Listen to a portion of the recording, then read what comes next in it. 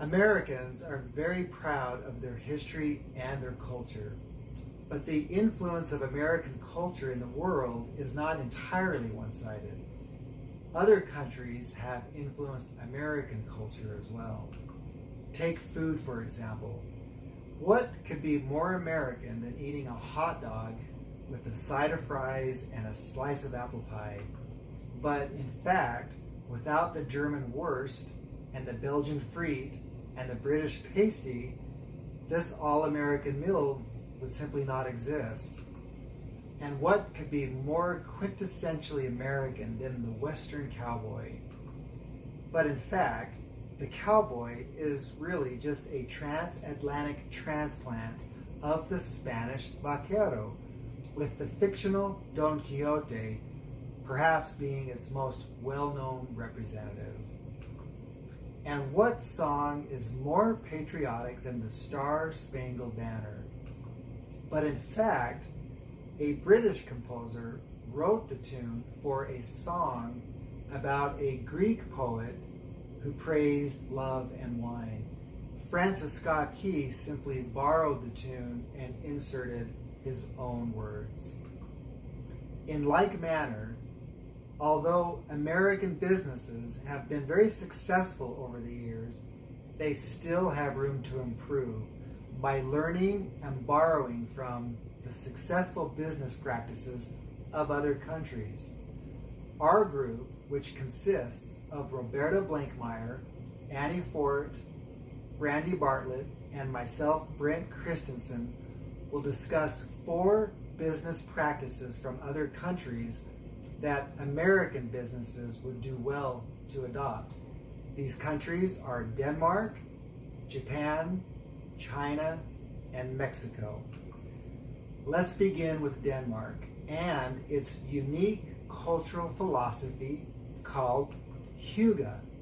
Now, hygge is a quality of coziness, a warm comfort that you feel when you are content and happy. It permeates all aspects of Danish culture and Danish lifestyle. Interestingly, hygge may have an etymological association with the word hug, which is perfect, because when you practice hygge, it's like giving yourself a warm hug. So, what in American business could benefit from a hygge hug? Let's begin with the American worker, who has the reputation of overworking and having the difficulty of balancing work with life. For example, checking work emails long after the workday has ended. Practices like this can create a sense of unhappiness and discontent in a worker. But when workers are encouraged to practice hygge, to balance their work and other aspects of their life, to take care of their mental and their physical well-being, they are happier and they are more productive at work. But the workplace can also benefit from a change that creates an atmosphere that's cozy or like being at home, which can also promote happiness and morale in the employee at the workplace.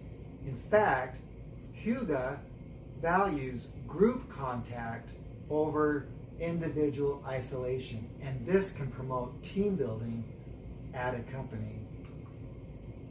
But hygge is not just for the employee or the employee's workplace, it's also for the customer.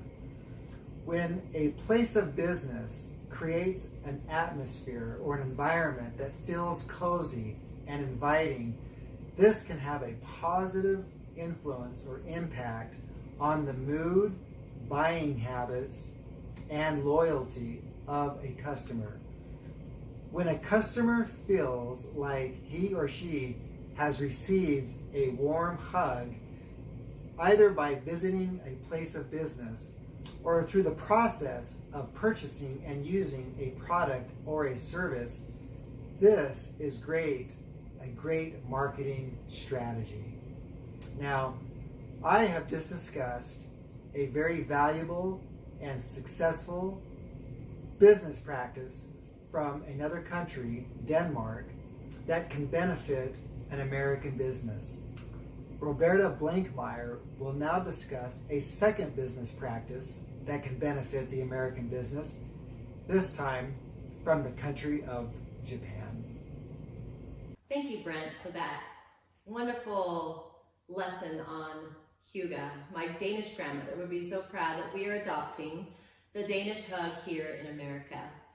Now let's travel 8,684 miles east to the country of Japan. And let's learn a lot about omotenashi. Omotenashi is a practice of hospitality. It is the opportunity to really engage and build a relationship with your clients and customers. This cultural practice is deeply enrooted in their daily existence. One time I received a package from a company that I had ordered a thermometer from. In the package, I was surprised to see a little bag of Jelly Bellies and a thank you note. This was such a small gesture, but it really had an impact on me as a consumer. If we in America took the time to use this concept of omotenashi, that attention to detail, that reaching and doing the extra for your clients and customers, I think the impact would be outstanding. I read a study in Harvard Business Daily that obtaining a new customer or client can cost 25 times more than retaining an existing one. So if we as Americans, which are so obsessed with the bottom line, took the time to add value or these little extras of hospitality and customer service to our clients, we would see an enormous cost benefit in our retaining our clients. Another way we could use omotenashi in America is if we owned a software company and we gave to our clients free training, maybe quarterly or annually. This type of service would cost us minimally, but it would give our customers and our clients a tremendous relationship add value and more interface with the client. Japanese omotenashi, like I said, goes deeply rooted into their daily culture. In Japan, oftentimes when you are doing negotiations for a product or a price or whatever you may be needing to discuss, whether it's a conflict or a negotiation, they often will spend time first getting to know their client. They will take time to go into a restaurant or spend time having tea or just really spending time together before they ever talk any negotiations. I know in America we feel that we enter a negotiation with a win-lose concept. If we go in with our list of things that we want to achieve or have accomplished through our negotiation, and anything on that list is left off, then we feel as though we have failed or we are losing something. In Japan, they believe that negotiations start first with a relationship. You really get to know and care about the other person. You spend time with them and understand their needs. And then when you enter negotiations, it's a win-win. You're finding the needs for yourself and for your customer or client. This I want to illustrate when I spoke to my dad about growing up in Japan. He said that he had an experience once where he went into a meeting with a Japanese official. And after their meeting, he was showing him some Japanese swords. My dad was impressed with the swords and complimented him on how beautiful they were. And before he knew it, my dad was given a sword from his host. My dad, of course, felt obligated to take it, but also unbelievably overwhelmed with the gesture. It was too much.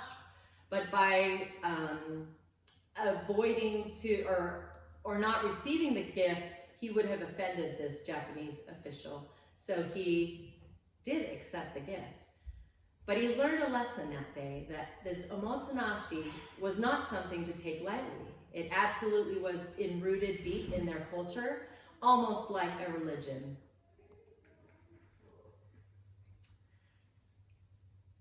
In Japan, omotenashi is also used on the street. You may have someone you run across that you've never met before, but you need to ask for directions. And in Japan, it's not unlikely that you would end up with an escort to your destination.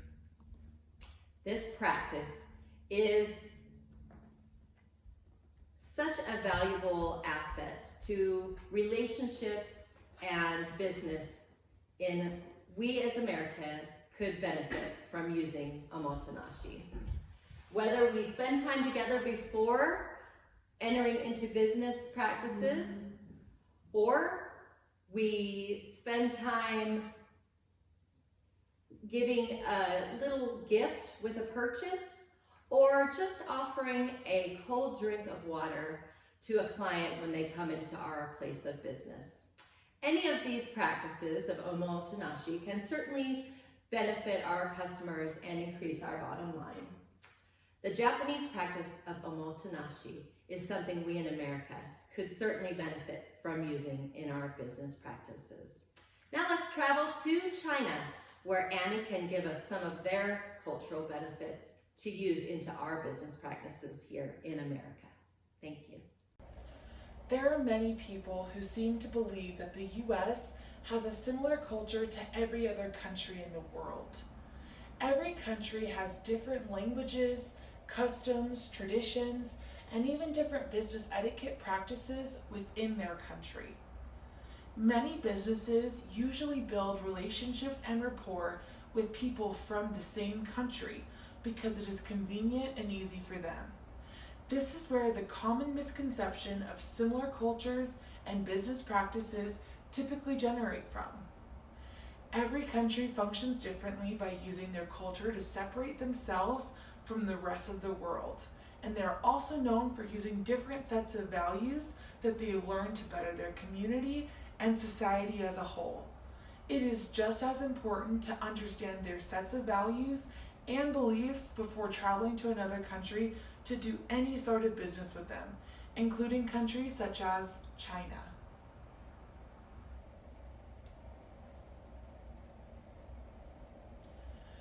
The most dramatic difference between China and the United States is their overall mindset and attitude.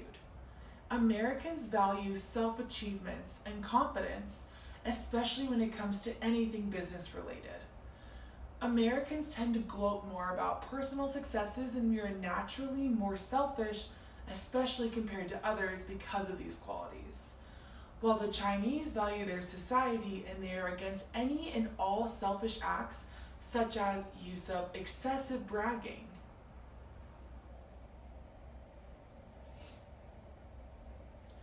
If a person were to walk into a Chinese business meeting with too much pride or over-communicating their personal achievements in life, the Chinese businessmen would most likely be answering, and they would be least impressed by that. In the Chinese culture, the individualized, self-proclaimed mindset is frowned upon, while Americans are sure to praise it. Americans are known to be very direct when it comes to the way that we communicate. Direct communication often leads to being blunt and even persuasive in a given scenario, such as discussing a business idea. Americans usually like to be seen as the best, which can sometimes come off as being passionate, cocky, or even aggressive. The Chinese would not respond well to this tactic because they believe that you should not choose this communication in any manner. Many Chinese businessmen would reject the ideas being offered by another company if a direct tone of communication was presented to them, especially in a workplace, because it is considered to be much too forward for their taste. They prefer their communication to be gentle, courteous, and overall respectful. Their negotiation tactics are different from the US because they are known for being indirect. If you show them that you are respectful and you have great manners, they are more likely to want to work with you and any other business. They will also treat you as their own, which makes business negotiating a lot easier for both parties.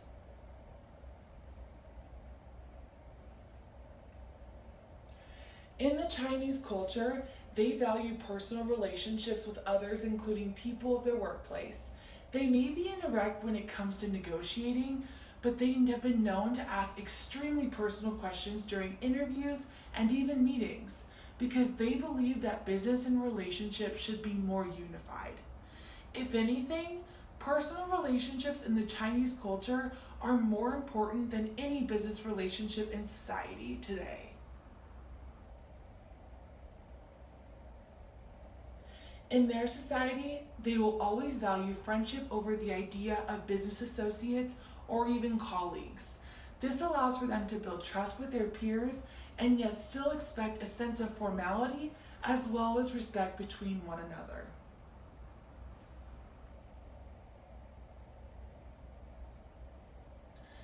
Given the fact that Chinese encourage the idea of overlapping business and personal lives, this also leads to plenty of socializing and overall entertainment between their society. Americans tend to believe that socializing outside of the work with a potential business associate could even come off as unprofessional, or some could even say desperate. Maybe this is a direct thought that we as Americans think because we are taught to be confident and we have a need to be taken seriously when it comes to anything business related. In the Chinese culture, they are complete opposite. Here is an example of one of them. The Chinese are well known for making their guests feel important and welcome no matter what the circumstances may be. Although they may be invited to come out to dinner, they are trying to get to know you as a person. They will never speak about anything related to politics or business related because it can be seen as disrespectful in a social scene, especially a workplace. The Chinese are known for being very generous and they offer many gifts to signify gratitude and friendship. These are just a few of the qualities that I believe the US should adopt because I believe that we would benefit greatly from them. Thank you, Annie, for teaching us the importance of respect in the workplace as we learn from China. Buenos dias y bienvenidos a Mexico. For our last country, we're going to take a trip down south and learn about how businesses in Mexico take a different approach to their customer care and have had a lot of success with it. I believe that we should adopt these same principles so that we too can have success here in the United States. This business model is called Pilon. Pilon is making a little bit of an extra effort to make your customers feel special. Directly translated, Pilon means baker's dozen. So in general, it's where the customer expects one thing, but in turn they get something even better. Now here in the United States, we're oftentimes so concerned about maximizing the amount of money that we can get from a transaction with a customer. However, we should stop and we should start thinking about the satisfaction of our customers. As we start thinking more about the care of our customers, we will increase our business success. There are so many companies out there that provide the same goods and services as other companies. It can be so hard to stand out above the rest of those companies. For example, if I want ice cream right now, I know of at least 15 different ice cream shops within a 10-mile radius. One way that you can stand out above other companies is by really taking that extra effort to care about your customers and give them value. Let's look at some examples of this. This first example is of a time when I was the beneficiary of the Pilon business model. My husband and I were just newlywed, and we took a trip to Arizona for our second wedding reception. While we were there, we needed a rental car for the weekend.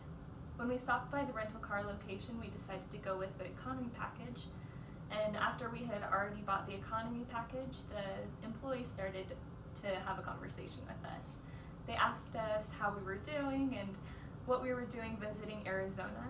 When we told them we were here for our wedding reception, they all congratulated us and upgraded our car completely for free. Now, this had no value, or it wasn't going to benefit the company in any way. However, all I know is that my husband and I felt so valued and cared for, and we had an even greater weekend because of it. Now we know that in the future, whenever we need to rent a car, we are going to go with Enterprise, and it is the person we will recommend. It is the company we will recommend to other people as well. Did you know that the average customer retention rate in companies is 18%? However, companies that use the Pilon business methods up that percentage to 53%. So as you can see, it is very worth it. Now let's take a look at what this means financially. Increasing your customer retention rate by even 5% can yield a 25 to 100% increase in your company profits. Let's take a look at two makeup companies. First, we have Maybelline, and then we have Bare Minerals. Maybelline is a product that you'll find in most drugstore companies. It's very easy to find, it's cheap, and overall it's a decent product. However, I know that when I get a Maybelline product, I'm getting exactly what I pay for. No extra bells and whistles there, just the product. However, Bare Minerals is a completely different experience. When I first went to Bare Minerals, I entered the store and was immediately greeted by all of the customer service representatives. They even gave me a free makeover. When I bought my makeup and went to the checkout counter, they took down all of my information, including my birthday. Now every year on my birthday, they give me a little gift. On top of that, they send me text messages giving me updates on new deals that they have going on. But that's not all. On top of this, they give me a free gift whenever I have any purchase there. Last time I went there, I got a free face serum with my purchase, and I absolutely love it. This is an example of a makeup company using the Pilon business model to make me feel special. Now I know that I'm always going to use Bare Minerals for my makeup company, and it is who I will recommend to my friends as well. Now let's take a look at the statistics. How will this benefit you as a business owner? Let's take a look and see how this could really affect you.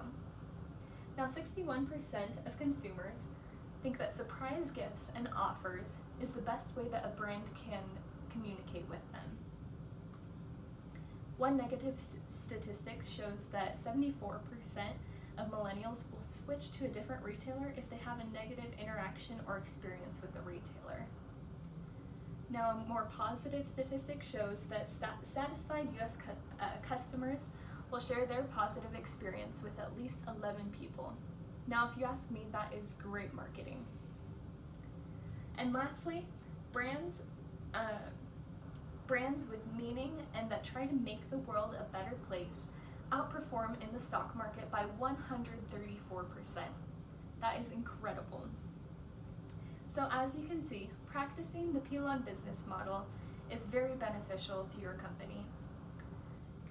It helps retain your current customers, make your customers feel special, and improve your overall customer satisfaction. Now, you've probably observed as you've watched all of these presentations that there is a lot that the United States can learn from other countries. Using examples from Denmark, Japan, China, and Mexico, we would do well to adopt business strategies found in these companies here in the United States. Thank you.